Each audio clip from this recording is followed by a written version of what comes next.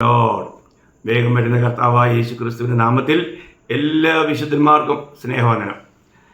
കർത്താവിന് മഹത്വം ഉണ്ടാകട്ടെ. വീണ്ടും ഒരിക്കൽ കൂടി നിങ്ങളുമായിട്ട് ദൈവത്തിൻ്റെ വചനം പങ്കുവയ്ക്കുവാൻ ലഭിച്ച ഈ വലിയ ഭാഗ്യ പദവിയെ ഓർത്ത് കർത്താവിനെ സ്തുതിക്കുന്നു. നമ്മൾ മറ്റുള്ള വിഷയങ്ങളിലേക്കൊന്നും പോകാതെ സമയത്തെ മുഴുവനും നമുക്ക് മുതലെടുക്കണം. കാരണം സമയം വിലപ്പെട്ടതാണ്. അതുകൊണ്ട് സമയത്തെ തക്കത്തിൽ ഉപയോഗിച്ചുകൊള്ളുവില്ല. അതുകൊണ്ട് നമ്മൾ ആ സമയത്തിൻ്റെ ഗൗരവം മനസ്സിലാക്കി നമുക്കിപ്പോൾ ലഭിക്കുന്നത് വളരെ ചെറിയൊരു സമയമാണ്. അതുകൊണ്ട് നമ്മൾ ചിന്തിച്ചുകൊണ്ടിരുന്നത് വീണ്ടും ജനനത്തിൻ്റെ 7 തെളിവുകളെക്കുറിച്ചാണ്. അതിൽ നമ്മൾ 3 കാര്യങ്ങൾ കണ്ടു. ഇന്ന് ഞാൻ 4, 5, 6, 7 ബാക്കിയെല്ലാം പറയണമെന്ന് ആഗ്രഹം.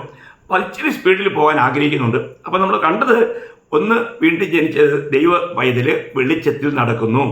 2, ഈ ലോകത്തോട് അനുരൂപരാകുന്നില്ല. 3, ആത്മീയമായത് ചിന്തിക്കുന്നു. ഇന്ന് 4ാമത് ഞാൻ പറയാൻ ആഗ്രഹിക്കുന്നത്, ഒരു വീണ്ടും ജനിച്ച ദൈവ പൈതൽ നീതി പ്രവർത്തിക്കും, അല്ലെങ്കിൽ അവൻ സത്യസന്ധനായിരിക്കും, അല്ലെങ്കിൽ വിശുദ്ധ ജീവിതം നയിക്കും. ഞാൻ ഒരു കാര്യം നിങ്ങളെ വായിച്ചേൽപ്പിക്കാം. 1 യോഹന്നാൻ 2-ാം അധ്യായം അതിൻ്റെ 29-ാം വാക്യമാണ് ഞാൻ വായിക്കുന്നത്. അവൻ നീതിമാൻ എന്ന് നിങ്ങൾ ഗ്രഹിച്ചിരിക്കുന്നു എങ്കിൽ, അവൻ എന്ന് പറഞ്ഞിരിക്കുന്നത് കർത്താവിനെ കുറിച്ചാണ്. കാരണം അതിൻ്റെ 28-ാം വാക്യത്തിൽ വായിക്കുന്നുണ്ട്, അവൻ പ്രത്യക്ഷനാകുമ്പോൾ നാം അവൻ്റെ സന്നിധിയിൽ ലജ്ജിച്ചു പോകാതെ അവൻ്റെ പ്രത്യക്ഷതയിൽ നമുക്ക് ധൈര്യമുണ്ടാകേണ്ടതിന് അവനിൽ വസിപ്പിൻ. അവനിൽ വസിപ്പിൻ എന്ന് പറഞ്ഞപ്പോൾ മനസ്സിലായല്ലോ, കർത്താവിനെ കുറിച്ചാണ്. അപ്പോൾ അവൻ നീതിമാൻ എന്ന് നിങ്ങൾ ഗ്രഹിച്ചിരിക്കുന്നുവെങ്കിൽ നീതി ചെയ്യുന്നവൻ ഒക്കെയും അവനിൽ നിന്നും ജനിച്ചിരിക്കുന്നു എന്ന് നിങ്ങൾ അറിയുന്നു. അപ്പോൾ നീതി ചെയ്യുന്നവൻ എല്ലാവരും അവനിൽ നിന്നും ജനിച്ചിരിക്കുന്നു. അപ്പോൾ നമ്മുടെ ജീവിതത്തിൽ നമ്മൾ ഇന്ന് എങ്ങനെയുള്ള പ്രവൃത്തികളാണ് ചെയ്യുന്നത്? യഥാർത്ഥമായിരിക്കുന്ന ഒരു വിശുദ്ധ ജീവിതം ഞാൻ നയിക്കുന്നുണ്ടോ? അതോ ഇന്നും ഞാൻ പണ്ടത്തെ പോലെ ആ പാപത്തിലും മലിനതയിലും അശുദ്ധിയിലുമാണോ ജീവിക്കുന്നത്? ഒരുവരെ നമ്മൾ വീണ്ടും ജനിച്ചു കഴിഞ്ഞാൽ നമുക്ക് ഒരിക്കലും ആ പഴയ ജീവിതത്തിൽ തുടരാൻ കഴിയില്ല. നമ്മുടെ എല്ലാ അവസ്ഥകളും നമ്മൾ കഴിഞ്ഞ ദിവസമൊക്കെ കണ്ടു. എല്ലാവരും നമ്മളെ പകയ്ക്കും, നമ്മുടെ അവസ്ഥകളെല്ലാം മാറും. പിന്നെ നമുക്ക് വിശുദ്ധന്മാരുമായിട്ടുള്ള കൂട്ടായ്മയാണ്, നമുക്ക് കർത്താവുമായിട്ടുള്ള കൂട്ടായ്മയാണ്. അപ്പം അങ്ങനെ വീണ്ടും ജനിച്ചൊരു വ്യക്തിയെക്കുറിച്ച് തിരുവചനം വ്യക്തമായും പറയുന്നത്, അവൻ വീണ്ടും പാപത്തിൽ ജീവിക്കുന്നില്ല. അത് 1 യോഹന്നാൻ 3-ാം അധ്യായം അതിൻ്റെ 9-ഉം 10-ഉം വാക്യം കൂടി ഞാൻ ഒന്നുകൂടെ വായിക്കാം. ദൈവത്തിൽ നിന്നും ജനിച്ചവൻ ആരും പാപം ചെയ്യുന്നില്ല, അവൻ്റെ വിത്ത് അവനിൽ വസിക്കുന്നു. ദൈവത്തിൽ നിന്നും ജനിച്ചതിനാൽ അവന് പാപം ചെയ്യാൻ കഴിയുകയുമില്ല. എന്തൊരു പ്രയോഗമാണ്! ദൈവത്തിൻ്റെ മക്കൾ ആരെന്നും പിശാചിൻ്റെ മക്കൾ ആരെന്നും ഇതിനാൽ തെളിയുന്നു. നീതി പ്രവർത്തിക്കാത്തവൻ ആരും സഹോദരനെ സ്നേഹിക്കാത്തവനും ദൈവത്തിൽ നിന്നുള്ളവനല്ല. അപ്പോൾ ഇവിടെ വായിക്കുന്നത് നീതി പ്രവർത്തിക്കുക, അല്ലെങ്കിൽ യഥാർത്ഥമായും ഒരു പാപരഹിതമായ ജീവിതം. നമ്മളൊരു കാര്യം മനസ്സിലാക്കണം, നമുക്ക് ഇന്ന് അങ്ങനെ ഒരു ജീവിതം നയിക്കാൻ കഴിയുമോ? പാപം ചെയ്യുന്നില്ല എന്ന് പറഞ്ഞാൽ നമ്മളിൽ നിന്നും പാപം വന്നുകൂടുകയില്ല എന്നല്ല. ചിലപ്പോൾ നമ്മുടെ ജീവിതത്തിൽ തെറ്റുകൾ സംഭവിക്കും. എന്നാൽ മനഃപൂർവമായ പാപങ്ങൾ നാം ചെയ്യുന്നില്ല. തെറ്റ് വന്നാൽ ഉടനെ തന്നെ നമ്മൾ എന്ത് ചെയ്യും? ഉടനെ തന്നെ നമ്മൾ ദൈവത്തിൻ്റെ ആത്മാവ് നമ്മളെ ഓർപ്പിക്കും. ഉടനെ നമ്മൾ ദൈവത്തോട് അത് ഏറ്റുപറയും. അത് ഇരുന്നോടൊന്നും വിചാരിക്കുകയല്ല. നമുക്കറിയാമല്ലോ, നമ്മുടെ കയ്യിലോ കാലിലോ എവിടെയെങ്കിലും ചെറിയൊരു മുള്ളോ എന്തെങ്കിലും ഒന്ന് കൊണ്ടു കഴിഞ്ഞാൽ, അങ്ങനെ മുള്ളകത്ത് കയറിയിട്ടുണ്ടെങ്കിൽ അത് എടുത്തു കളഞ്ഞില്ലെങ്കിൽ നമുക്ക് ഭയങ്കര അസ്വസ്ഥതയായിരിക്കും. നമുക്കത് സഹിക്കാൻ പറ്റിയല്ല. നമ്മൾ ഉടനെ എടുത്ത് കളയും. എടുത്ത് കളഞ്ഞിട്ടേ അടുത്ത കാര്യമുള്ളൂ. ഇതുപോലെ തന്നെ ഒരു വിശുദ്ധൻ്റെ ജീവിതത്തിൽ എവിടെയെങ്കിലും അല്പമെങ്കിലും ഒരു കളങ്കം പറ്റിയാൽ, ഒരു തെറ്റ് പറ്റിയാൽ, ഒരു പാവമുണ്ടായാൽ ഉടനെ അവൻ അനുദപിക്കും, പശ്ചാത്തപിക്കും, ദൈവത്തോട് അത് ഏറ്റുപറയും. കാരണം നമ്മൾ ഏറ്റുപറഞ്ഞ് ദൈവത്തോട് നിരപ്പ് പ്രാപിച്ചെങ്കിൽ മാത്രമേ നമ്മുടെ യഥാർത്ഥമായിരിക്കുന്ന രക്ഷയുടെ സന്തോഷത്തിൽ നമുക്ക് മുന്നേറാൻ കഴിയൂ. പ്രിയമുള്ളവരെ, ഇന്ന് നമുക്ക് ആ അനുഭവമുണ്ടോ? അതോ നമ്മൾ തെറ്റ് ചെയ്തിട്ടോ അത് സാരമില്ല, അതൊക്കെ ചെറിയ കാര്യമല്ലേ എന്ന് വിചാരിച്ച് തള്ളിക്കളയുന്ന അനുഭവമാണോ? ഇന്ന് അനേക വിശുദ്ധന്മാരെന്ന് പറയുന്ന അനേകരും പാപത്തിൽ തുടർന്നുകൊണ്ടിരിക്കുക. അവർക്ക് പാപത്തിൽ തുടർന്നുകൊണ്ടിരിക്കുമ്പോഴും അവരുടെ മനസാക്ഷിയിൽ പോലും അവർ തെറ്റ് ചെയ്യുന്നുള്ളൊരു ബോധമില്ല. ദൈവാത്മാവ് അവരെ ഉണർത്തിയിട്ടും അവർക്കൊരു മാനസാന്തരമില്ല. അതിൻ്റെ അർത്ഥം അവർ വീണ്ടും ജനിച്ചിട്ടില്ല എന്ന് തന്നെയാണ്. അപ്പോൾ വീണ്ടും ജനിച്ച ഒരു വ്യക്തി അങ്ങനെ ഒരു അവസ്ഥയിൽ ആയിരിക്കാൻ കഴിയില്ല. അപ്പോൾ നമ്മളൊരു കാര്യം മനസ്സിലാക്കണം. നമുക്കറിയാമല്ലോ, ഒരാട് ചെളിയിൽ വീണാൽ അത് കിടന്ന് കരയും. അത് എപ്പോൾ വരെ പുറത്ത് വരുന്നില്ലയോ അതിനൊരിക്കലും സമാധാനമില്ല. എന്നൊരു പന്നി ചെളിയിൽ വീണാലോ അതിന് ഭയങ്കര സന്തോഷമായിരിക്കും. അത് അവിടെ നിന്ന് പുറത്തു വരാനായിട്ട് ഒരിക്കലും ആഗ്രഹിക്കില്ല. ഇവളൊരു നമുക്ക് ആ പഴയ സ്വഭാവം, ആദാമ്യ സ്വഭാവമല്ല. ഇന്ന് നമ്മൾ ക്രിസ്തുവിൻ്റെ ദിവ്യ സ്വഭാവത്തിന് കൂട്ടാളികളാണ്. അപ്പോൾ നമ്മളിൽ എവിടെയെങ്കിലും ഒരു ചെറിയ വീഴ്ച ഉണ്ടായാൽ ഉടനെ തന്നെ നമ്മൾ അതിൽ നിന്നും തിരുത്തും. നമ്മൾ ദൈവത്തിന് ഏറ്റു പറഞ്ഞ് ഉപേക്ഷിക്കും. മാത്രമല്ല, നമ്മൾ 1 യോഹന്നാൻ 5-ാം അധ്യായം അതിൻ്റെ 18-ാം വാക്യത്തിൽ നമ്മൾ വായിക്കുന്നത് ഇങ്ങനെയാണ്: ദൈവത്തിൽ നിന്നും ജനിച്ചിരിക്കുന്നവൻ ആരും പാപം ചെയ്യുന്നില്ല എന്ന് നാം ഗ്രഹിക്കുന്നു. ദൈവത്തിൽ നിന്നും ജനിച്ചവൻ തന്നെത്താൻ സൂക്ഷിക്കുന്നു, ദുഷ്ടൻ അവനെ തൊടുന്നതുമില്ല. കണ്ടോ, ദൈവത്തിൽ നിന്ന് ജനിച്ചവൻ എന്ത് ചെയ്യുന്നു? തന്നെത്താൻ സൂക്ഷിക്കുന്നു. വളരെ ഗൗരവമുള്ള കാര്യമല്ലേ ദൈവമക്കളെ? നമ്മൾ ചിന്തിക്കണം.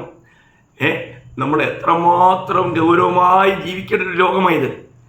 കയ്യനോട് പറഞ്ഞപ്പോൾ 34:7 പറഞ്ഞു, കയ്യനെ, പാപം നിന്റെ മുൻപിൽ വാതിക്കൽ കിടക്കുക, അതിൻ്റെ ആഗ്രഹം നിങ്കിലേക്കാ, നീ അതിനെ ജയിക്കണം. അതെ, പാപം എപ്പോഴും നമ്മളെ ഇങ്ങനെ വശീകരിക്കുവാൻ, നമ്മളെ വഞ്ചിക്കുവാൻ, നമ്മളെ തകർക്കുവാൻ ഉന്നം വെച്ചുകൊണ്ടിരിക്കുക. ദൈവമക്കളെ, നമ്മളെ തന്നെ സൂക്ഷിക്കണം. ഒരു വീണ്ടും ജനിച്ച ദൈവവേദത്തിൽ ഇവിടെ ഒന്നാമത്തെ കാര്യം നമുക്ക് കാണാൻ കഴിയുന്നത്, അവൻ നീതി പ്രവർത്തിക്കുന്നു, അവൻ ഒരു വിശുദ്ധനായിട്ട് ജീവിക്കുന്നു, അശുദ്ധിക്ക് പാത്രമാകുന്നില്ല. അങ്ങനെയുള്ള അവസരങ്ങൾ ഉണ്ടായാലും അതിൽ നിന്ന് ഓടിമറിയും. എത്ര വലിയ കാര്യമാണ്! കഴിഞ്ഞ ദിവസം ഞാൻ എൻ്റെ അനുഭവങ്ങൾ ഞാൻ പറഞ്ഞു. പാർട്ടികളിലൊന്നും പോകാതെ അതിൽ നിന്നെല്ലാം വിട്ടു നിൽക്കുവാൻ ദൈവത്തിൻ്റെ ആത്മാവ് നമ്മളെ വളരെ ശക്തമായിട്ടും നമ്മളോട് പറയും. അപ്പോൾ ഇവിടെ 4-ാമത്തെ കാര്യം, ദൈവത്തിൽ നിന്നും ജനിച്ചവനാണെങ്കിൽ അവൻ നീതി പ്രവർത്തിക്കുന്നു, അല്ലെങ്കിൽ അവൻ പാപത്തിൽ ജീവിക്കുന്നില്ല, അല്ലെങ്കിൽ തുടർമാനമായി പാപം ചെയ്തുകൊണ്ടിരിക്കുന്നില്ല. പാപം വന്നാൽ ഉടനെ അവൻ തെറ്റുകൾ ഏറ്റുപറഞ്ഞ് മാനസാന്തരപ്പെടും. അവൻ ദൈവവുമായി നിരപ്പ് പ്രാപിക്കും.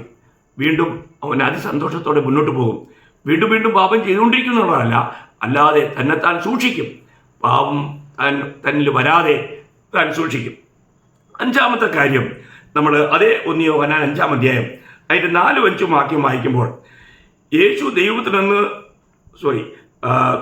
നിന്ന് ജനിച്ചതൊക്കെയും ലോകത്തെ ജയിക്കുന്നു, ലോകത്തെ ജയിച്ച ജയമോ നമ്മുടെ വിശ്വാസം തന്നെ. യേശു ദൈവത്തിൽ നിന്ന് വിശ്വസിക്കുന്നവൻ അല്ലാതെ ആരാകുന്നു ലോകത്തെ ജയിക്കുന്നവൻ? ഉണ്ടോ? അപ്പോൾ ഇവിടെ നമ്മൾ വായിക്കുന്നത് അവർ ലോകത്തെ ജയിക്കുന്നു.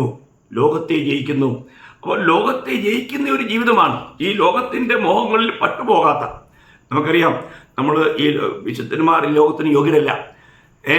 അപ്പോൾ ലോകം അവർക്ക് യോഗ്യമായിരുന്നില്ല എന്ന് നമ്മൾ എബ്രായലേഖനം 11:38 വായിക്കുന്നുണ്ട്. അപ്പോൾ അവർക്ക്, അല്ലെങ്കിൽ ഒരു വിശുദ്ധന് ഈ ലോകം യോഗ്യമല്ല. ഈ ലോകത്തിൻ്റെതായിരിക്കുന്ന വശീകരണങ്ങളിൽ അവൻ ഒരിക്കലും നഷ്ടപ്പെടുകയില്ല. അവൻ വളരെ സൂക്ഷിച്ചൊഴിയും. നമുക്കറിയാം, പിശാചിൻ്റെ 3 വലകളാണ്. അത് നിങ്ങൾക്കറിയാമല്ലോ. ഈ 3 വലകളിൽ അവൻ എവിടെയെങ്കിലും ആൾക്കാരെ പെടുത്തും. അതെന്താണ്? നമ്മൾ 1 യോഹന്നാൻ 2-ാം അധ്യായം അതിൻ്റെ 16-ാം വാക്യത്തിൽ വായിക്കുന്നു, ജഡമോഹം, കൺമോഹം, ജീവനത്തിൻ്റെ പ്രതാപം. അപ്പം ഇങ്ങനെ ലോകത്തിലുള്ളതെല്ലാം പിതാവിൽ നിന്നല്ല, ലോകത്തിൽ നിന്നത്രയാകുന്നു. അപ്പോൾ ഈ ലോകത്തിൽ നിന്നും അവന് ഉപയോഗിക്കുന്ന ഈ വലിയ 3 വലകൾ എന്താണ്? ജഡമോഹം, കൺമോഹം, ജീവനത്തിൻ്റെ പ്രതാപം. ഇതാണ് ഏദൻ തോട്ടത്തിൽ അവൻ കൊണ്ട് വിരിച്ച് നമ്മുടെ വല്യമ്മച്ചിയെ കുടുക്കിയത്. ഈ വലയുമായിട്ടാണ് അവൻ നമ്മുടെ കർത്താവിൻ്റെ അടുക്കൽ വന്നത്. എന്നാൽ അവിടെയെല്ലാം കർത്താവ് വചനം എടുത്തുകൊണ്ട് തിരുവചനത്തിൽ അല്ലെങ്കിൽ തിരുവെഴുത്തിൽ ഇങ്ങനെ എഴുതിയിരിക്കുന്നു എന്ന് പറഞ്ഞുകൊണ്ട് വചനത്താൽ ജയിക്കുകയില്ലേ. നമ്മളൊരു കാര്യം മനസ്സിലാക്കണം നമ്മുടെ ജീവിതത്തിൽ. അതുകൊണ്ട് അതിൻ്റെ 15-ാം വാക്യത്തിൽ പറയുന്നുണ്ട്, ലോകത്തെയും ലോകത്തിലുള്ളതിനെയും സ്നേഹിക്കരുത്. ഒരുവൻ ലോകത്തെ സ്നേഹിക്കുന്നുവെങ്കിൽ അവനിൽ പിതാവിൻ്റെ സ്നേഹമില്ല. നമുക്ക് ഏതെങ്കിലും നിലയിൽ ലോകസ്നേഹമുണ്ടോ? നമ്മൾ ലോകക്കാരല്ലാതിരുന്നിട്ടും ലോകത്തോടുള്ള എന്തെങ്കിലും ഒരു പ്രതിപത്തി, ലോകത്തിൽ എന്തെങ്കിലും ആകണം. അബ്രഹാമിനോട് കൂടെ ഇറങ്ങി പുറപ്പെട്ട ലോത്ത് അബ്രഹാമിനെ വിട്ടു പോയി കഴിഞ്ഞപ്പോൾ അവൻ എവിടെയാ? ഇപ്പോൾ നഗരവാതിക്കലിരിക്കുക എന്ന് പറഞ്ഞാൽ അവന് വലിയ സ്ഥാനമാനങ്ങൾ ലഭിച്ചു. അതിനുള്ള വാഞ്ച നോക്കണം. അവസാനം എല്ലാം നഷ്ടപ്പെട്ടു. നമ്മളൊരു കാര്യം മനസ്സിലാക്കണം പ്രിയമുള്ളവരെ, നമ്മൾ ഈ ലോകക്കാരല്ല. നമ്മൾ ഈ ലോകത്തിന് വേണ്ടി പോരാടുന്നവരുമല്ല. ഇന്ന് എത്രയോ സ്ഥലങ്ങളിൽ സഭകളിൽ പോലും ഇലക്ഷൻ നടക്കുന്നു. അതൊക്കെ ഈ വചനാനുസരണം ഒരിക്കലും ദൈവികമല്ല. ഇതെല്ലാം പിശാചിൻ്റെ തന്ത്രങ്ങളാണ്. നമ്മളെ ഇതിൽ നിന്നെല്ലാം വിട്ടു നിൽക്കേണ്ടത് പ്രിയമുള്ളവരെ, അങ്ങനെയുള്ള ആ വലയിൽ നിങ്ങൾ കുടുങ്ങരുതേ. നിങ്ങൾ വളരെ സൂക്ഷിക്കുക. നിങ്ങൾ യഥാർത്ഥമായും കർത്താവിൻ്റെ സഭ അല്ലെങ്കിൽ ക്രിസ്തുവിൻ്റെ ശരീരമാകുന്ന സഭയിൽ തന്നെയാണോ? നിങ്ങൾ യഥാർത്ഥമായി വീണ്ടും ജനിച്ചവനാണോ? ഇത് നമ്മൾ ശരിക്കും തിരിച്ചറിയണം. അങ്ങനെ ഒരു വ്യക്തിക്ക് ഇങ്ങനെയുള്ള ഈ മതത്തിലോ സംഘടനയിലോ നിന്ന് വഞ്ചിക്കപ്പെടാനോ ആത്മീയമായി കുരുടായി പോകുന്ന അല്ലെങ്കിൽ മുരടിച്ചു പോകുന്ന ഒരു അനുഭവത്തിലും മുന്നോട്ട് പോകാൻ കഴിയില്ല. ഇത് നമ്മൾ വ്യക്തമായിട്ട് മനസ്സിലാക്കണം. അപ്പം മാത്രമല്ല യാക്കോബ് 4:4 വ്യഭിചാരിണികളായുള്ളവരെ ലോകസ്നേഹം ദൈവത്തോട് ശത്രുത്വമാകുന്നു എന്ന് നിങ്ങൾ അറിയുന്നില്ലയോ? അപ്പം നമുക്ക് ദൈവസ്നേഹത്തിൽ നിന്ന് നമ്മളെ മാറ്റി ലോകസ്നേഹികളാക്കി മാറ്റുവാനായിട്ട് പിശാച് ശ്രമിക്കും. എവിടെയെങ്കിലും നമ്മളെ തളയ്ക്കുവാനായിട്ട് ശ്രമിക്കും. നമ്മൾ ഒരു കാര്യം മനസ്സിലാക്കുക, അങ്ങനെ നമ്മൾ വഞ്ചിക്കപ്പെടാൻ നമ്മൾ ഒരിക്കലും ഇടയാക്കരുത്. പൗലോസ്ലീഹ വിളിച്ച് താൻ ദൈവത്തിൻ്റെ വിളി കേട്ട് ഇറങ്ങിക്കഴിഞ്ഞപ്പോൾ താൻ വളരെ തൻ്റെ ചരിത്രമൊക്കെ പറഞ്ഞാൽ താൻ വളരെ ധനവാനായ ഒരു കുടുംബത്തിൽ ജനിച്ചു വളർന്ന ആളാണ്. എന്നാൽ ഈ ലോകധനങ്ങളെല്ലാം കർത്താവിനെ പ്രതി എല്ലാം താൻ വിട്ടെറിഞ്ഞു. അവിടെ പറയുന്ന ഒരു പ്രയോഗം നമുക്കറിയാം. ഫിലിപ്പി ലേഖനത്തിൽ നമുക്ക് വായിക്കാനായിട്ട് കഴിയും. ഫിലിപ്പി ലേഖനം അതിൻ്റെ 3-ാം അധ്യായം ഞാൻ നിങ്ങൾക്ക് വേണ്ടി വായിക്കാം. അതിൻ്റെ 7 മുതൽ 9 വരെയുള്ള വാക്യങ്ങളാണ് ഞാൻ വായിക്കുന്നത്. എങ്കിലും എനിക്ക് ലാഭമായതൊക്കെയും ഞാൻ ക്രിസ്തു നിമിത്തം ഛേദമെന്ന് എണ്ണിയിരിക്കുന്നു. അത്രയുമല്ല, എൻ്റെ കർത്താവായ ക്രിസ്തു യേശുവിനെ കുറിച്ചുള്ള പരിജ്ഞാനത്തിൻ്റെ ശ്രേഷ്ഠ നിമിത്തം ഞാൻ എപ്പോഴും എല്ലാം ഛേദമെന്ന് എണ്ണുന്നു, ഞാൻ ക്രിസ്തുവിനെ നേടേണ്ടതിന്. എന്തൊരു പ്രയോഗമാ, നമ്മൾ മനസ്സിലാക്കണം. അപ്പോൾ ഇവിടെ എന്താണ് ക്രിസ്തു യേശുവിനെ കുറിച്ചുള്ള പരിജ്ഞാനത്തിൻ്റെ ശ്രേഷ്ഠ നിമിത്തം? ഇന്നും അനേർക്കും കർത്താവിനെ കുറിച്ചുള്ള ഈ പരിജ്ഞാനം ലഭിച്ചില്ല എന്നുള്ളതാണ് വാസ്തവം. കർത്താവിൻ്റെ ഈ പരിജ്ഞാനത്തിലേക്ക് വന്നു കഴിഞ്ഞാൽ ദൈവമക്കളെ, നമുക്ക് ഈ ലോകം വല്ലൊരു വിഷയമാണോ? ഈ ലോകത്തെ നമ്മൾ സ്നേഹിക്കാൻ പോകുമോ? ഇല്ല. ലോകവാദിൻ്റെ മോഹവും ഒഴിഞ്ഞു പോകും. ദൈവേഷ്ടം ചെയ്യുന്നവർ എന്നേക്ക് നിലനിൽക്കും. അപ്പോൾ നമ്മൾ ഇവിടുത്തെ വിഷയം എന്ന് പറഞ്ഞാൽ, നമുക്കിന്ന് ലോകത്തെ ജയിച്ച് ജീവിക്കുവാൻ കഴിയുന്നുണ്ടോ? പൗലോസ്ലീഹ പറയുന്ന പോലെ ഈ ലോകത്തിലെ ലാഭമായതിനൊക്കെ ക്രിസ്തു നിമിത്തം, കർത്താവായ യേശു ക്രിസ്തുവിൻ്റെ പരിജ്ഞാനത്തിൻ്റെ ശ്രേഷ്ഠ നിമിത്തം, അതാ വീണ്ടും ജനിച്ച ഒരു ദൈവത്തിൻ്റെ എപ്പോഴുള്ള കാഴ്ചപ്പാട്.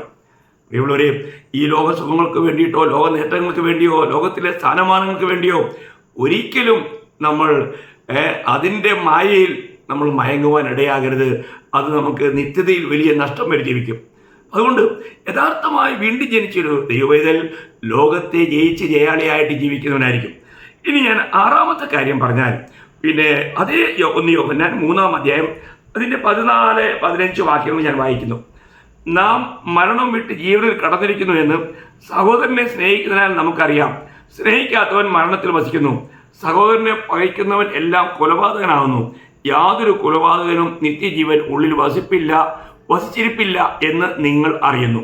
നോക്കണമേ, അപ്പോൾ ഇവിടെ യഥാർത്ഥമായിട്ടും വീണ്ടും ജനിച്ച ഒരു വ്യക്തി എന്തു ചെയ്യും? സഹോദരന്മാരെ സ്നേഹിക്കും. പരസ്പരം നമുക്കൊരു വലിയ സ്നേഹബന്ധമുണ്ടായിരിക്കും. അത് വലിയൊരു കാര്യമാണ്. നമുക്ക് സ്നേഹിക്കാൻ കഴിയുന്നില്ലെങ്കിൽ അവിടെ വായിക്കുകയാണ്, പകയ്ക്കുന്നവൻ കൊലപാതകനാണ്.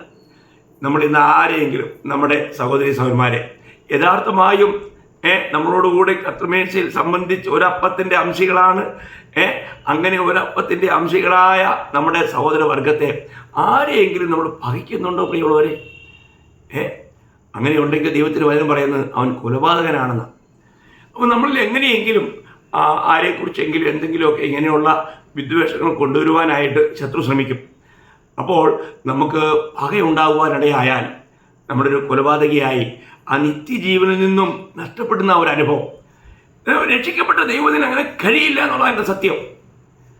കാരണം അവർ സ്നേഹം എപ്പോഴും ആസ്വദിക്കുന്നവരാ. അതിൻ്റെ 4-ാം അധ്യായം 1 യോഹന്നാൻ 4:7-8 വായിക്കുമ്പോൾ നോക്കിയേ, പ്രിയമുള്ളവരെ, നാം അന്യോന്യം സ്നേഹിക്കുക. സ്നേഹം ദൈവത്തിൽ നിന്നും വരുന്നു. സ്നേഹിക്കുന്നതെല്ലാം ദൈവത്തിൽ നിന്നും ജനിച്ചിരിക്കുന്നു. ദൈവത്തെ അറിയുകയും ചെയ്യുന്നു. സ്നേഹിക്കാത്തവൻ ദൈവത്തെ അറിഞ്ഞിട്ടില്ല. ദൈവം സ്നേഹം തന്നെ. കണ്ടോ, എത്ര വലിയ കാര്യമാണ്. അപ്പോൾ നമ്മുടെ ജീവിതത്തിൽ നമുക്ക് സ്നേഹിക്കാതിരിക്കാൻ കഴിയില്ല പ്രിയമുള്ളവരെ. നമുക്കൊരിക്കലും സ്നേഹിക്കാതിരിക്കാൻ കഴിയില്ല. അപ്പം അങ്ങനെ എന്തെങ്കിലും ഒരു വിഷയം വന്നു കഴിഞ്ഞാലും അത് നമുക്ക് ക്ഷമിക്കാൻ കഴിയും. ക്ഷമിക്കാത്തവൻ എപ്പോഴും ഒരു തടവറയില്ല. ക്ഷമിക്കാൻ കഴിയാത്ത ഒരു ആത്മാവല്ല നമുക്ക് ലഭിച്ചിരിക്കുന്നത്. എല്ലാം ക്ഷമിക്കുന്ന നമ്മുടെ കർത്താവിൻ്റെ അതേ സ്വഭാവം നമ്മളിലേക്ക് വരണം. സ്തെഫാനോസിനെ ആദ്യത്തെ സഭയിലെ രക്തസാക്ഷിയാകുന്ന സ്തെഫാനോസിനെ കല്ലെറിഞ്ഞ് കൊല്ലുമ്പോഴും താൻ ആ ക്രിസ്തുവിൻ്റെ സ്വഭാവം വെളിപ്പെടുത്തുക. അവിടെ ആ മുഴങ്ങാൻ മടക്കി അവിടുന്ന് അപേക്ഷിക്കുക, ഇവരോട് ക്ഷമിക്കണം, ഇവിടെ അപരാധം അവിടെ മേൽ നിർത്തരുത്. എന്തൊരു വലിയ കാര്യമാണ്. ക്ഷമിക്കാൻ നമുക്ക് കഴിയുന്നില്ലെങ്കിൽ നമ്മളൊരു തടവറയിലാണ്. ആ വ്യക്തിക്ക് സന്തോഷമായിരിക്കാൻ കഴിയില്ല. ചിലർ രക്ഷിക്കപ്പെട്ടവരാണ്, ദൈവമക്കളാണെന്നൊക്കെ പറയും. പക്ഷെ അവരുടെ മുഖത്തിന് ഒരു സന്തോഷം ഉണ്ടായില്ല. കാരണം എന്നാ അറിയോ? അവർ വാസ്തവത്തിൽ ഒന്നെങ്കിലും അവർ വീട്ടിൽ ജനിച്ചവരല്ല. അല്ലെങ്കിൽ പിന്നെ അബദ്ധവശാൽ അവരേതെങ്കിലും ചതിയിൽപ്പെട്ടവരാ. നമ്മൾ ചിന്തിക്കണം. യഥാർത്ഥമായ നമ്മുടെ വീണ്ടും ജനനം ഉറപ്പ് വരുത്തണം. പ്രിയമുള്ളവരെ, നമുക്ക് ദൈവമക്കളെന്ന നിലയിൽ വീണ്ടും ജനിച്ച് ദൈവത്തിൻ്റെ ആത്മാവിനെ പ്രാപിച്ചവരാണെങ്കിൽ ദൈവ സ്നേഹം നമ്മളിൽ ഉണ്ട്. നമുക്കറിയാം റോമർ 5:5 നമുക്ക് തന്നിരിക്കുന്ന പരിശുദ്ധാത്മാവിനാൽ ദൈവം തൻ്റെ സ്നേഹം നമ്മുടെ ഉള്ളിൽ പകർന്നിരിക്കുന്നു എന്നാണ്. അപ്പം അങ്ങനെയാണെങ്കിൽ നമ്മൾ ആ സ്നേഹത്തിലാണ് സ്നേഹിക്കുന്നത്. ആ സ്നേഹത്തിന് ആരെയും പകയ്ക്കാൻ കഴിയില്ല, വെറുക്കാൻ കഴിയില്ല, ആരെയും അകറ്റി നിർത്താൻ കഴിയില്ല. എല്ലാവരെയും കൈക്കൊള്ളുന്ന സ്നേഹമാണ്. ഇത് വളരെ വലിയൊരു കാര്യമാണ്. നമ്മൾ ഒരു കാര്യം മനസ്സിലാക്കുക, ഇന്ന് നമുക്ക് യഥാർത്ഥമായിട്ടും ആ വീണ്ടും ജനന അനുഭവത്തിൽ ഞാൻ യഥാർത്ഥമായിട്ടും വീണ്ടും ജനിച്ചോ ഇല്ലയോ എന്ന് നമ്മൾ ഉറപ്പ് വരുത്തുന്ന കാര്യങ്ങളാണ് ഇതൊക്കെ. ഏഴാമത്തെ കാര്യം കൂടി ഞാൻ നിങ്ങളോട് ഓർപ്പിച്ചോട്ടെ. അവർ ആത്മാവിനെ അനുസരിച്ച് ജീവിക്കുന്നു. വീണ്ടും ജനിച്ചവർ ദൈവത്തിൻ്റെ ആത്മാവ് പ്രാപിച്ചവരാണ്. അവർ എന്ത് ചെയ്യുന്നു? ആത്മാവിനെ അനുസരിച്ച് ജീവിക്കുന്നു. നമുക്കറിയാം, നമ്മൾ റോമാലേഖനം അതിൻ്റെ 8-ാം അധ്യായം 14-ാം വാക്യം വായിക്കുമ്പോൾ, റോമാലേഖനം 8-ാം അധ്യായം അതിൻ്റെ 14, ദൈവാത്മാവ് നടത്തുന്നവർ ഏവരും ദൈവത്തിൻ്റെ മക്കളാകുന്നു. അപ്പോൾ ദൈവത്തിൻ്റെ ആത്മാവ് നടത്തുന്നവർ ദൈവത്തിൻ്റെ മക്കൾ. നമ്മൾ ഇന്ന് ദൈവത്തിൻ്റെ ആത്മാവ് പ്രാപിച്ചവരല്ലേ? എന്നാൽ എത്ര പേർക്ക് പറയാൻ കഴിയും ഞാൻ ദൈവത്തിൻ്റെ ആത്മാവിനെ നടത്തപ്പെടുന്നുവെന്ന്? ധൈര്യമായിട്ട് പറയാൻ കഴിയുമോ? ദൈവത്തിൻ്റെ ആത്മാവ് നടത്തുന്ന അനുഭവമുണ്ടോ? പലർക്കും ഇല്ല. ഇവിടെയുള്ളവർ നമ്മൾ ആത്മാവിനെ പ്രാപിച്ചെന്ന് പറഞ്ഞിട്ട് ഇന്ന് നമ്മൾ ചിന്തിക്കണം, നമ്മളിൽ ആത്മാവിൻ്റെ ഫലമുണ്ടോ? ആത്മാവുണ്ടെങ്കിൽ ഫലം കൊണ്ടല്ലേ തിരിച്ചറിയണ്ടേ? ആത്മാവിൻ്റെ ഫലം എന്താണെന്ന് ചോദിച്ചാൽ അത് പറയാൻ പോലും പലർക്കും കഴിയുന്നില്ല. എത്ര ദുഃഖകരമാണ്. ആത്മാവിൻ്റെ ഫലം ഓർമ്മയുണ്ടോ? ആത്മാവിൻ്റെ ഫലം സ്നേഹം, സന്തോഷം, സമാധാനം, ദീർഘക്ഷമ, ദയ, പരോപകാരം, വിശ്വസ്തത, സൗമ്യത, ഇന്ദ്രിയജയം. നോക്കണം, ഇതൊക്കെ നമ്മളിലെല്ലാം ഇപ്പോഴും ഉണ്ടാവും. കാരണം ആത്മാവുണ്ടല്ലോ. ആത്മാവുണ്ടെങ്കിൽ ഈ ഫലം ഉണ്ടായിരിക്കും. അപ്പോൾ നമ്മൾ ആത്മാവിൽ നടത്തപ്പെടുന്ന അനുഭവം നമ്മൾ നോക്കണം. ആദിമ നൂറ്റാണ്ടിൽ ഫിലിപ്പോസ് വലിയ ശുശ്രൂഷ നടന്നുകൊണ്ടിരിക്കുക. അതിനിടയ്ക്ക് ആത്മാവ് പറഞ്ഞു, എടാ നീ ഇപ്പോൾ ഇതൊക്കെ കഴിഞ്ഞിട്ട് പെട്ടെന്ന് മനുഷ്യസ്ഥലത്തേക്ക് പോകും. ഉടനെ അതനുസരിക്കുക. നോക്കണം, വലിയ ശുശ്രൂഷയൊക്കെ വിട്ടിട്ട് മരുഭൂമിയിലേക്ക് ഓടുകയതാൻ ഓടി ചെല്ലുമ്പോൾ ഒരു രഥം പോകുന്നു. അപ്പോൾ ആരാണ് പോകാൻ പറഞ്ഞതെന്ന് അപ്പോസ്തലപ്രവൃത്തി 8-ാം അധ്യായം 29-ാം വാക്യത്തിൽ വായിക്കുന്നുണ്ട്. ആത്മാവ് ഫിലിപ്പോസിനോട് നീ അടുത്ത് ചെന്ന് തേരിനോട് ചേർന്ന് നടക്കുക എന്ന് പറഞ്ഞു. ഫിലിപ്പോസ് അങ്ങനെ ചെയ്തു. ബാക്കി നടന്നതൊക്കെ നിങ്ങൾക്കറിയാം. അപ്പോൾ ഞാൻ ഓർപ്പിക്കാൻ ആഗ്രഹിച്ചെന്ന് പറഞ്ഞാൽ, ആത്മാവ് പറയുന്നത് നമുക്ക് കേൾക്കാൻ കഴിയുന്നുണ്ടോ? നമുക്കറിയാം, ഇപ്പോൾ ഇവിടെ നമ്മൾ ചുറ്റുപാടുമൊക്കെ ഈ അറ്റ്മോസ്ഫിയറിൽ ഒരുപാട് റേഡിയോ തരംഗങ്ങളുണ്ട്. നിങ്ങൾക്കിപ്പോൾ സിലോൺ കിട്ടണമെങ്കിൽ സിലോൺ ആ സ്റ്റേഷൻ്റെ അങ്ങോട്ട് അതിൻ്റെ ഏരിയയിൽ കൊണ്ടുവരണം, അതിൻ്റെ നീഡിൽ കൊണ്ടുവരണം. അല്ലെങ്കിൽ മറ്റുള്ള സ്റ്റേഷൻ്റെ അതിനെ അറ്റാക്ക് ചെയ്യും. ഇതുപോലെ നമ്മുടെ ആത്മാവും ദൈവാത്മാവുമായിട്ട് ഒന്നായിട്ട് നമ്മുടെ മനസ്സ് ആത്മാവിൽ കേന്ദ്രീകരിക്കുമ്പോൾ നമുക്ക് ദൈവശബ്ദം തിരിച്ചറിയാൻ കഴിയും. ഇത് വളരെ വിലപ്പെട്ട കാര്യമാണ്. അപ്പോൾ ആദിമ നൂറ്റാണ്ടിൽ അപ്പോസ്തലന്മാരൊക്കെ ഇങ്ങനെ ആത്മനിയോഗത്തോടെ അവർ നടക്കുവാൻ, ജീവിക്കുവാൻ, പ്രവർത്തിക്കുവാനിടയായി. നമുക്ക് മറ്റൊരു കാര്യം പത്രോസിൻ്റെ ജീവിതത്തിലുണ്ടായ ഒരു അനുഭവം കൂടെ ഞാൻ നിങ്ങളോട് പറയാം. അപ്പോസ്തലപ്രവൃത്തി 10-ാം അധ്യായം അതിൻ്റെ 19-20 വാക്യം. പത്രോസ് ദർശനത്തെക്കുറിച്ച് ചിന്തിച്ചു കൊണ്ടിരിക്കുമ്പോൾ ആത്മാവ് അവനോട്, 3 പുരുഷന്മാർ നിന്നെ അന്വേഷിക്കുന്നു, നീ എഴുന്നേറ്റ് ഇറങ്ങിച്ചെല്ലുക, ഞാൻ അവരെ അയച്ചതാകൊണ്ട് ഒന്നും സംശയിക്കാതെ അവരോട് കൂടെ പോകുക എന്ന് പറഞ്ഞു. അപ്പോൾ ആരാ പറഞ്ഞേ? ആത്മാവ് അവനോട്. നോക്കണം, അപ്പോൾ ആത്മാവ് പത്രോസിനോട് പറഞ്ഞത് പത്രോസ് കേൾക്കുകയും അവരോട് കൂടെ പോവുകയും ചെയ്തു.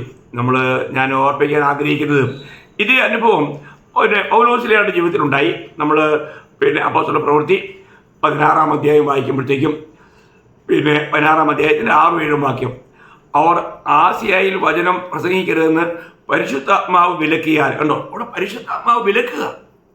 അതൊക്കെ വലിയ അനുഭവമല്ലേ? ഞാനൊരിക്കലും ഔറംഗാബാദിന് നാസിക്കിൽ പോകുമ്പോൾ ഞാനിങ്ങനെ കർത്താവിനോട് ചോദിക്കും, കർത്താവേ, ഞാൻ സാധാരണ ട്രാക്ടർ കൊടുത്തിട്ട് ഒരു സീറ്റിൽ പോയിരിക്കും. എന്നിട്ട് പിന്നെ അടുത്തിരിക്കുന്ന വ്യക്തിയോട് വചനം പറയാനായിട്ട് ഒരു ആത്മാവ് നടത്തിപ്പ് ചോദിക്കും. അപ്പോൾ ഒരിക്കൽ എന്നോട് ദൈവാത്മാവ് പറഞ്ഞു, നീ ഇവനോട് മിണ്ടണ്ട. അപ്പം ഞാൻ വിചാരിച്ചു, അങ്ങനെ ദൈവം പറയൂ? ഞാൻ ആ ദൈവം പറഞ്ഞതിന് ഞാനൊക്കെ സംശയിച്ചു. അപ്പോൾ അബദ്ധം നോക്കണേ, അബദ്ധം. ഞാൻ അദ്ദേഹത്തോട് അല്പമായിട്ട് വചനം പറയാനുണ്ട്. ആൾ എടുത്തടിച്ചതുപോലെ വളരെയധികം വല്ലാതെ ഷൗട്ട് ചെയ്തു. ആ ബസ്സിലിരിക്കുന്നവരെല്ലാവരും തിരിഞ്ഞു നോക്കി. അപ്പോൾ അവരൊക്കെ വിചാരിച്ചെന്താ, ഞാൻ എന്തെങ്കിലും തെറ്റായിട്ടുള്ള എന്തെങ്കിലും ഒരു മൂവ്മെൻറ്റ് ചെയ്ത് കാണും.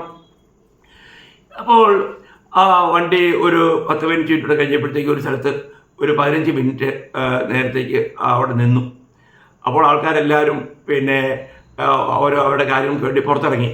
അപ്പോൾ എന്നോട് ഒരു സഹോദരൻ വന്നിട്ട് ചോദിച്ചു, എന്തായാലും എന്നാ പറ്റിയേ, എന്തുകൊണ്ടാണ് അദ്ദേഹം ഷൗട്ട് ചെയ്തത്?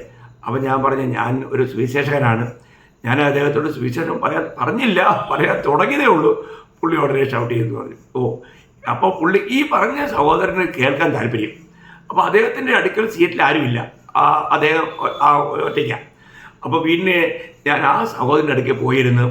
അവിടുന്ന് ഔറംഗാബാദിലെത്തുവോളും, പിന്നെ അവിടുന്ന് ഒരു 2.5 മണിക്കൂർ യാത്രയുണ്ട്. അങ്ങനെ ആ യാത്രയിൽ ഞാൻ തന്നോട് വചനം അറിയിക്കാനിടയായി. അപ്പോൾ ഞാൻ വളരെ ഒച്ചത്തിലാണ് പറയുന്നത്. വണ്ടിയിലിരിക്കുന്ന മുഴുവൻ പേരും കേട്ടു.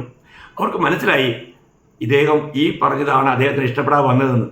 അപ്പോൾ അവസാനം എനിക്ക് ഉള്ളിൽ ഒരു വലിയ ദുഃഖമൊക്കെ തോന്നിയെങ്കിലും അവിടെ ഇറങ്ങാറായപ്പോൾ എന്നോട് ദൂഷ്യപ്പെട്ട അദ്ദേഹം വന്ന് എന്നോട് സോറി പറഞ്ഞു. ദൈവം അദ്ദേഹത്തിൻ്റെ ഉള്ളിൽ പ്രവർത്തിക്കുണ്ടായി. പ്രിയമുള്ളവരെ, നമ്മളൊരു കാര്യം, ഏത് കാര്യത്തിലും ദൈവത്തിൻ്റെ ആത്മാവ് പറയുന്നത് നമ്മൾ കേൾക്കണം. എന്നാൽ ഇതെല്ലാം ദൈവം നന്മയ്ക്ക് വേണ്ടി കൂടി വ്യാപരിപ്പിക്കുന്നു.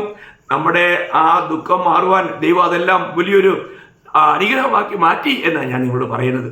നമ്മളൊരു കാര്യം മനസ്സിലാക്കണം, ദൈവത്തിൻ്റെ ആത്മാവ് നമ്മളോട് സംസാരിച്ചിട്ട് നമുക്ക് ഓരോ കാര്യങ്ങളും ചെയ്യാൻ കഴിയുന്നുണ്ടോ? ആത്മാവിനാൽ നടത്തപ്പെടുക. അപ്പോൾ വീണ്ടും ജനിച്ച ഒരു ദൈവത്തിൻ്റെ പൈതൽ എപ്പോഴും ആത്മാവിൽ നടക്കുന്ന ഒരു അനുഭവം വേണം. ഇത് യഥാർത്ഥത്തിൽ വീണ്ടും ജനിച്ച ഒരു ദൈവത്തിൻ്റെ അനുഭവമാണ്. അപ്പോൾ ഞാൻ നിങ്ങളോടിവിടെ 7 തെളിവുകളാണ് ഞാൻ പറഞ്ഞത് വീണ്ടും ജനിച്ചു എന്നുള്ളതിൻ്റെ. നിങ്ങൾക്ക് ഓർമ്മയുണ്ടാവുമല്ലോ. ഞാൻ ഒന്നുകൂടെ ജസ്റ്റ് നിങ്ങളൊന്ന് ഓർപ്പിക്കാം. അനേക കാര്യങ്ങൾ പറയാനുണ്ടെങ്കിലും ഞാൻ ചുരുക്കി ഇതൊക്കെ പറയുകയാണ് ഇതിൽ. കാരണം ഇത് കേൾക്കുന്നവരിൽ പലരും വീണ്ടും ജനിച്ചവരാണ്, എന്നാൽ വീണ്ടും ജന അനുഭവം ഇല്ലാത്തവരും കാണാം. അതുകൊണ്ട് ഞാനിത് ഓർപ്പിച്ചതേ ഉള്ളൂ. അപ്പോൾ ഒന്നാമത്തെ കാര്യം, അവർ വെളിച്ചത്തിൽ നടക്കുന്നു എന്നുള്ളതാണ്. അതിനെക്കുറിച്ച് നിങ്ങൾക്ക് ഞാൻ അല്പമായിട്ടൊന്ന് വിശദീകരണം തന്നു. 2, അവർ ലോകത്തിന് അനുരൂപരാകുന്നില്ല. കാരണം അവർക്കറിയാം ഞങ്ങൾ പരദേശികള, അപ്പോൾ ഞങ്ങൾ ഈ ലോകം വിട്ട് പോകേണ്ടവരാണ്. അതുകൊണ്ട് അവർ ഈ ലോകത്തോട് അവർ സദൃശ്യപ്പെടുന്നില്ല, അനുരൂപരാകുന്നില്ല. 3, നമ്മൾ കണ്ടത്, അവർ ആത്മീയമായി ചിന്തിക്കുന്നു. ജഡീകമായിട്ടുള്ള കാര്യങ്ങളല്ല, ലോകചിന്തകളല്ല, എപ്പോഴും ഉയരങ്ങളിലെ ചിന്തയാണ് അവരെ ഭരിക്കുന്നത്. അതാണ് വീണ്ടും ജനിച്ച ഒരു ദൈവത്തിൽ നിത്യതയെക്കുറിച്ചുള്ള കാഴ്ചപ്പാടാണ് ആ ദൈവത്തിൽ ലഭിച്ചിരിക്കുന്നത്. 4-മതായിട്ട് നമ്മൾ കണ്ടത്, നീതി പ്രവർത്തിക്കുന്നു. എന്ന് വെച്ചാൽ നമ്മുടെ പിതാവായ ദൈവം നീതിമാനാണ്, നമ്മുടെ കർത്താവ് നീതിമാനാണ്. നമ്മളെ നീതി പ്രവർത്തികൾക്കായിട്ടാണ് ഈ വീണ്ടും ജനനത്തിലേക്ക് ദൈവം നടത്തിയിരിക്കുന്നത്. അതുകൊണ്ട് തന്നെ ദൈവത്തിൽ നിന്നും ജനിച്ചവനാരും പാപം ചെയ്യുന്നില്ല. ഒന്നെങ്കിൽ നീതി അല്ലെങ്കിൽ അനീതി. അനീതി എന്ന് പറയുമ്പോൾ പാപം, നീതി എന്ന് പറയുമ്പോൾ പാപരഹിതമായ ഒരു ജീവിതം. എന്നാലും ഞാൻ പറഞ്ഞല്ലോ, ഇപ്പോൾ നമ്മുടെ ജീവിതത്തിൽ കുറവുകൾ ഉണ്ടാകാം, തെറ്റുകൾ വരാം. എന്നാൽ തെറ്റുകൾ വന്നാൽ ഉടനെ നമ്മൾ ഏറ്റുപറഞ്ഞ് ഉപേക്ഷിക്കുകയും നിരപ്പ് പ്രാപിക്കുകയും ചെയ്ത് ജീവിക്കും. അതാണ് ഒരു ജയാളിയായ ഒരു വീണ്ടും ജനിച്ച ദൈവത്തിൻ്റെ കർത്തവ്യം. ഓക്കെ, 5-മത്തെ കാര്യം നമ്മൾ കണ്ടത്, ലോകത്തെ ജയിക്കുന്നു. എന്ന് പറഞ്ഞാൽ ഈ ലോകത്തിൽ നമ്മൾ ജീവിക്കുമ്പോൾ ലോകമോഹങ്ങളിൽ പെടുത്തി നമ്മളെ നിത്യതയുടെ ദർശനം നഷ്ടപ്പെടുത്തി നമ്മളെ നഷ്ടപ്പെടുത്താനായിട്ടുള്ള വഴിയുണ്ട്. അതിനാണ് ഞാൻ ഉദാഹരണമായിട്ട് പൗലോസ്ലീഹയുടെ കാര്യം പറഞ്ഞത്. തനിക്ക് ലാഭമായിരുന്നതെല്ലാം താൻ ഛേദമെന്നെണ്ണി. ഈ ലോകത്തിൻ്റെ താൽക്കാലിക സുഖങ്ങളെ, ഈ താൽക്കാലിക ബഹുമതികളെ, ഇതിൻ്റെതായിരിക്കുന്ന ആഡംബരങ്ങളെ എല്ലാം ത്യജിച്ച് നിത്യതയുടെ കാഴ്ചപ്പാടിൽ കർത്താവായ യേശു ക്രിസ്തുവിൻ്റെ പരിജ്ഞാനത്തിൻ്റെ ശ്രേഷ്ഠത നിമിത്തം. ആ പ്രയോഗങ്ങളൊക്കെ എങ്ങനെ വർണ്ണിക്കാൻ പറ്റും? അയ്യോ, നമ്മുടെ കർത്താവ് വന്നു കഴിഞ്ഞാൽ നമ്മുടെ കർത്താവ് എത്ര വലിയവനാണ് നമ്മൾ കാണണം. അതനുസരിച്ച് അതിന് യോഗ്യമായൊരു ജീവിതമാണ് നമ്മൾ നയിക്കേണ്ടത്. ദൈവത്തിന് സ്തോത്രം. 6-മതായി, സഹോദരനെ സ്നേഹിക്കുന്നു. പ്രിയമുള്ളവരെ, നമുക്ക് പലപ്പോഴും നമ്മുടെ ഇന്നത്തെ സ്നേഹം മതിലപ്പില്ല, എന്തെങ്കിലും കാര്യസാധ്യത്തിന് വേണ്ടിയുള്ള സ്നേഹമാണ്. എന്നാൽ ദൈവസ്നേഹം അതല്ല. ആ സ്നേഹം നമുക്കെല്ലാം ക്ഷമിക്കുവാനും സഹിക്കുവാനും എല്ലാം കഴിയുന്ന സ്നേഹമാണ്. ആരോടും നമുക്ക് പകവെച്ച് പുലർത്താൻ കഴിയില്ല. അങ്ങനെയുള്ളൊരു സ്നേഹമാണോ ഇന്ന് നമ്മളെ ഭരിക്കുന്നത്? അങ്ങനെ നമുക്ക് എല്ലാവരെയും സ്നേഹിക്കാൻ കഴിയുമോ എന്നുള്ളത് നമ്മൾ പരിശോധിക്കണം. 7-മത്തെ കാര്യം, അവർ ആത്മാവിനെ അനുസരിച്ച് നടക്കുന്നു. നമുക്കിന്ന് ശരിക്കും ആത്മാവിനെ അനുസരിച്ച് നടക്കുവാൻ കഴിയുന്നുണ്ടോ? ഇന്ന് ദൈവത്തിൻ്റെ പരിശുദ്ധ ആത്മാവിനെ നടത്തുന്നുവെന്ന് നമുക്ക് ഉറപ്പുണ്ടോ? അതേ വഴിയുള്ളവരെ, വീണ്ടും ജനനത്തിൻ്റെ 7 തെളിവുകളാണ് ഞാൻ നിങ്ങളോട് പറഞ്ഞത്. കർത്താവ് സഹായിച്ചാൽ, അടുത്ത ആഴ്ചയിൽ കർത്താവ് വരാൻ താമസിച്ചാൽ, അടുത്ത ആഴ്ചയിൽ ഞാൻ നിങ്ങളോട് പറയാൻ ആഗ്രഹിക്കുന്ന വിഷയം വിശ്വാസിയും പരിശുദ്ധാത്മാവും എന്നുള്ളതാണ്. കാരണം ഇന്ന് അനേകരും ഈ വിഷയത്തിൽ ഒരുപാട് രീതിയിൽ തെറ്റിപ്പോയിട്ടുണ്ട്. ഇന്ന് ദുരുപദേശങ്ങൾ ദിവസം പ്രതി ഇറങ്ങിക്കൊണ്ടിരിക്കുന്ന ഒരു കാലയളവാണ്. അതുകൊണ്ട് നമ്മളിതെല്ലാം അറിയണം, സത്യം അറിയണം. സത്യം നിങ്ങൾ വചനത്തിൽ നിലനിന്നാൽ സത്യം അറിയും, സത്യം നിങ്ങളെ സ്വതന്ത്രരാക്കും. യഥാർത്ഥമായി ജയാളിയായി ജീവിച്ചുകൊണ്ട് നമ്മുടെ കർത്താവിനെ നോക്കി പാർക്കുവാൻ ദൈവമായ കർത്താവ് ഈ വചനങ്ങളാൽ എല്ലാവരെയും സമൃദ്ധിയായി സഹായിക്കട്ടെ, അനുഗ്രഹിക്കട്ടെ. ദൈവത്തിന് സകല മഹത്വവും അർപ്പിക്കുന്നു. ആമേൻ.